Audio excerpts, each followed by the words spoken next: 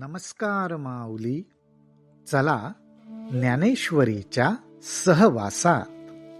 ज्ञानेश्वरी अध्याय 9 मधील ओवी 20 ते ओवी 33च्या सहवासात आपण जाऊया. ज्ञानोबा रायांनी ज्या पद्धतीने वक्ता आणि श्रोता यांच्यामधलं जे नातं आहे, त्यांच्यातलं जे प्रेम, आदर, आपुलकी, विनम्रता, त्यांच्यामध्ये होणारा संवाद, ह्याचं जे वर्णन केलेलं आहे तसं वर्णन कुठेही ऐकायला बघायला मिळत नाही. त्याचबरोबर आपल्या मुखातून ज्ञान प्रगट होतंय, पण त्या ठिकाणी वक्त्याने कशी विनम्रता धरावी हेही माऊलींच्या ओव्यांमधनं आपल्याला समजतं. त्याचबरोबर श्रोते हे सर्वज्ञ आहेत, संत स्वरूप आहेत. अशा श्रोत्यांचा गौरव तो सुद्धा ज्ञानोबा राय करतात. आपल्याला हाच रसास्वाद या ओव्यांमधनं अनेक उपमा आणि दृष्टांताच्या द्वारे मिळतो. ज्ञानोबा राय म्हणतात, एरवी चांदिणे पिकविजत आहे चेपणी. एरवी चांदिणे पिकविजत आहे चेपणी, की वारया घापत आहे वाहणी. हा हो गगनासी गवसणी घालीजे केवी. ज्याप्रमाणे चांदण पिकवण्यासाठी कुठे आढीमध्ये घालावं लागतं का? अहो, आंब्याची आढी घालावी लागते, पण चांदण्यासाठी नाही घालावी लागत. त्याचबरोबर पाण्याला लोटावं लागतं तर ते पाणी व्हायला लागतं, परंतु वाऱ्याला मात्र लोटावं लागतं का?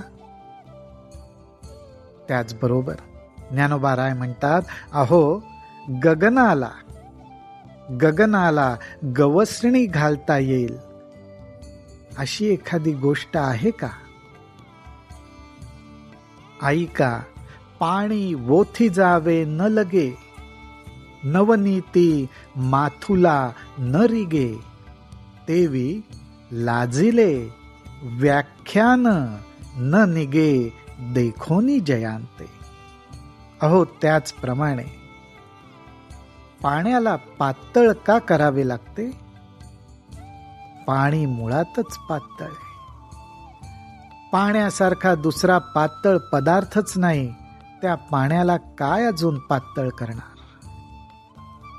नवनीती अर्थात लोण्यामध्ये माथुला, ज्या रवीने आपण ताक घुसळतो, ती रवी त्या लोण्यामध्ये शिरू शकत नाही, लोण्याला घुसळू शकत नाही.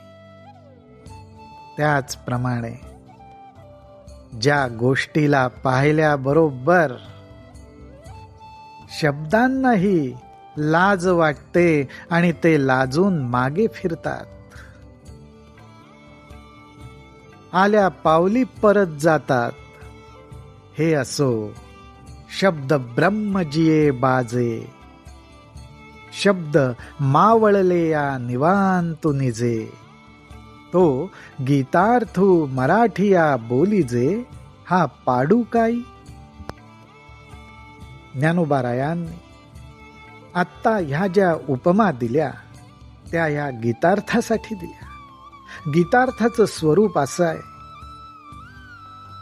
त्या गीतार्थाबद्दल काय बोलावं? अहो, असं जे एक शब्द ब्रह्म म्हणजे अर्थात वेद, सगळं शब्द ब्रह्म वेदांमधनं प्रगट झालेलं आहे.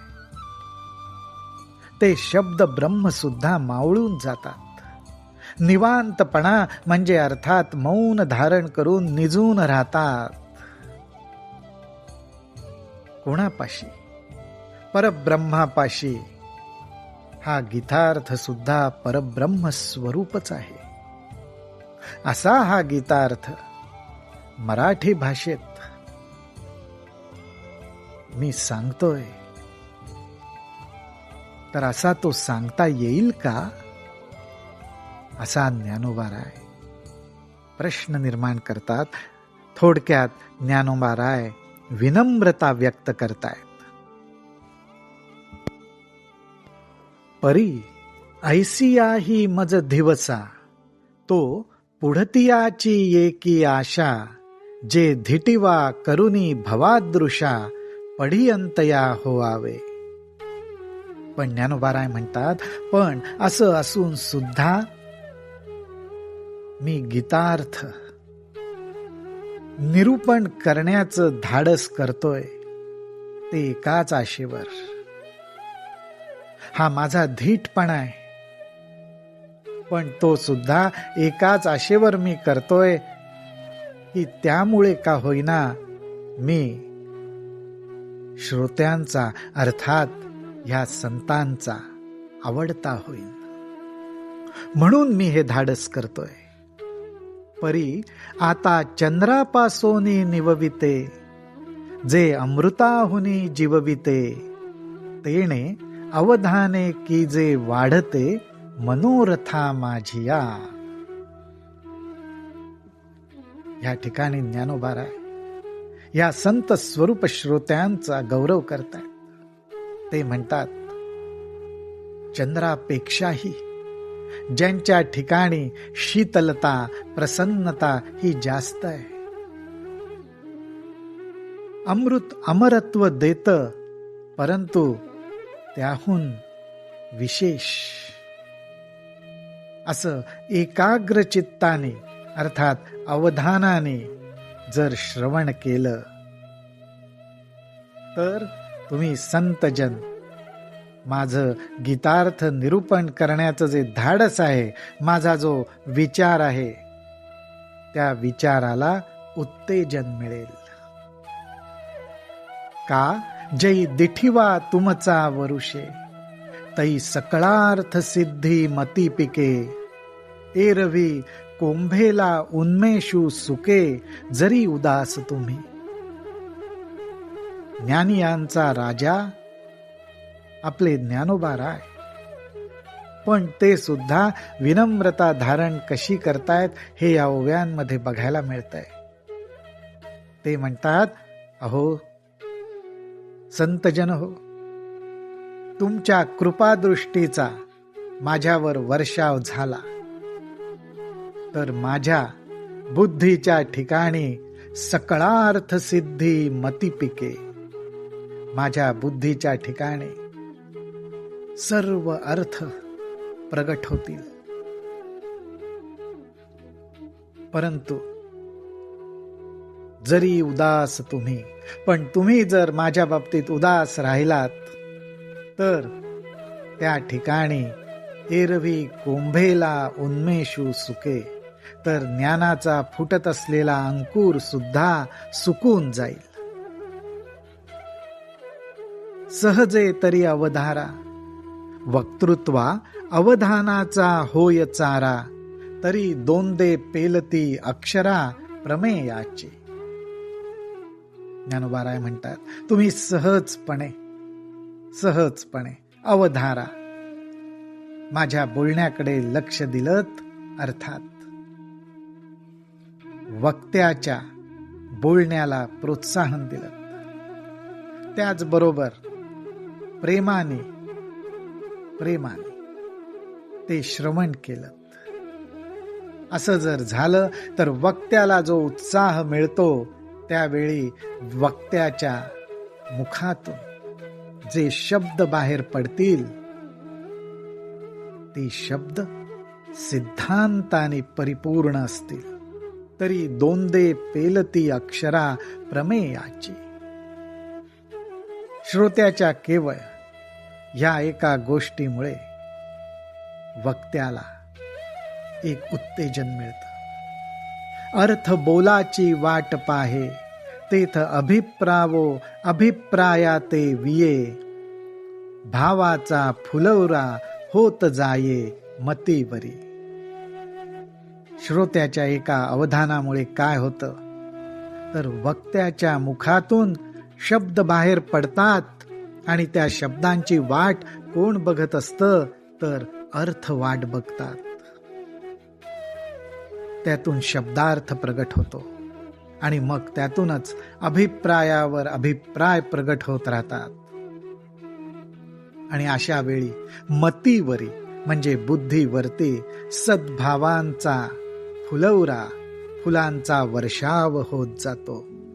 सद्भावरूपी फुलांचा वर्षाव होत जातो. अर्थात वक्त्याची जी मती आहे, बुद्धी आहे, ती सार्थक ठरते. म्हणून संवादाचा सुवावो ढळे, तरी हृदयाकाशा सारस्वते वोळे, आणि श्रोता दुश्चित तरी वितुळे मांडला रसू. या ओवीमध्ये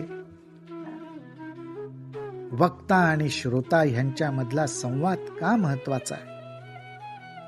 कारण तो संवाद जर अनुकूल असेल तर वक्त्याच्या हृदयात, हृदयाकाशात, अंतःकरणात विद्येचे, ज्ञानाचे मेघ प्रगट होतात. पण ह्याच ठिकाणी जर श्रोत्याचं लक्ष नसेल, अवधान नसेल, तर वक्ता जो रस मांडतोय तो रसहीन होऊन जाऊ शकतो. अहो चंद्रकांतू द्रवता कीर होये, परिते हातवटी चंद्रिकी आहे. म्हणून वक्ता तो वक्ताची नोहे, श्रोते निवीण. चंद्रकांत नावाचा एक मणी आहे. तो मणी पाझरतो, त्या मण्यातून चंद्रामृत पाझरतं यात शंका नाही. परंतु ह्या चंद्रकांत मणीमधनं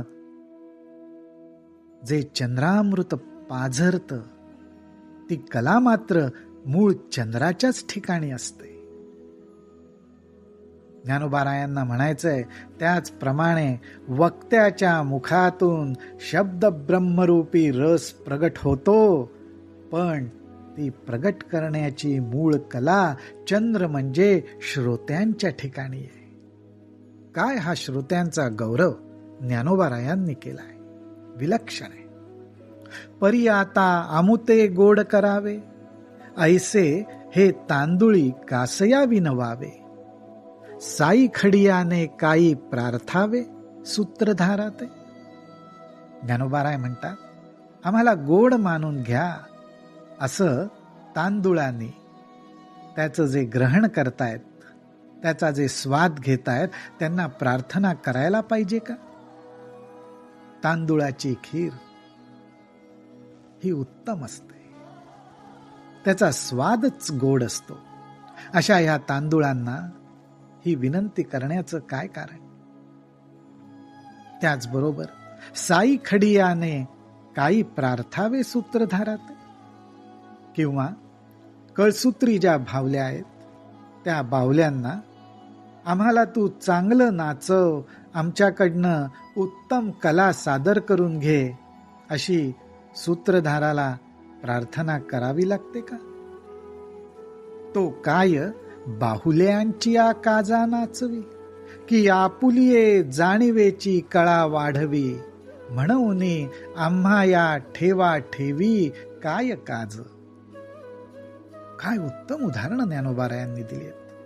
ते म्हणतात की जो सूत्रधार असतो, जो कळसूत्री भावल्या नाचवतो, तो त्या भावल्या, कळसूत्री भावल्यांची जी इच्छा आहे त्याप्रमाणे नाचवतो का आपल्या ठिकाणी, त्या सूत्रधाराच्या ठिकाणी जी कला आहे त्या कलेचं प्रदर्शन करण्यासाठी नाचवतो? ज्ञानोबारायांना थोडक्यात म्हणायचं आहे, मी कळसूत्री बावल्यांसारखीच उठाठेव कशाला करू? मी कळसूत्री बावल्यांसारखा आहे आणि श्रोते सूत्रधार आहेत. हे श्रोते संत स्वरूप आहेत, तेच सूत्रधार आहेत. त्यामुळे आता त्यांना प्रार्थना करायची उठाठेव तरी कशाला? हे सर्व ज्ञानोबारायांनी भाव प्रगट केलेत. ते पाहून तव श्री गुरु म्हणती काही जाहले, हे समस्त ही आम्हा पावले, आता सांगे जे निरोपिले नारायणे. त्यावेळी श्री गुरु म्हणजे साक्षात निवृत्तीनाथ ज्ञानोबारायांना म्हणतात, अरे तुझा भाव आमच्यापर्यंत पोचला, तू कशाला ही चिंता करतोस, आम्हाला सगळं पावलंय. आता नारायणाने अर्थात भगवंतांनी जे निरूपण केलंय ते आम्हाला सांग. हे श्री गुरूंच्या मुखातून ऐकल्याबरोबर येथ संतोषोनी निवृत्तीदासे, जी जी म्हणूनी उल्हासे, अवधारा श्रीकृष्ण ऐसे बोलते जाहले. अहो श्री गुरूंच्या मुखातनं असे शब्द बाहेर प्रगट झाल्याबरोबर निवृत्तीदास अर्थात ज्ञानोबाराय संतोषले.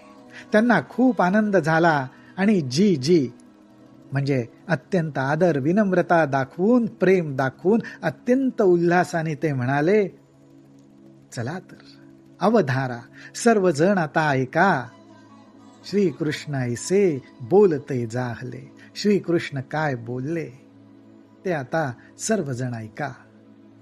आपणही ऐकूयात माऊली. रामकृष्ण हरी, रामकृष्ण हरी, रामकृष्ण हरी.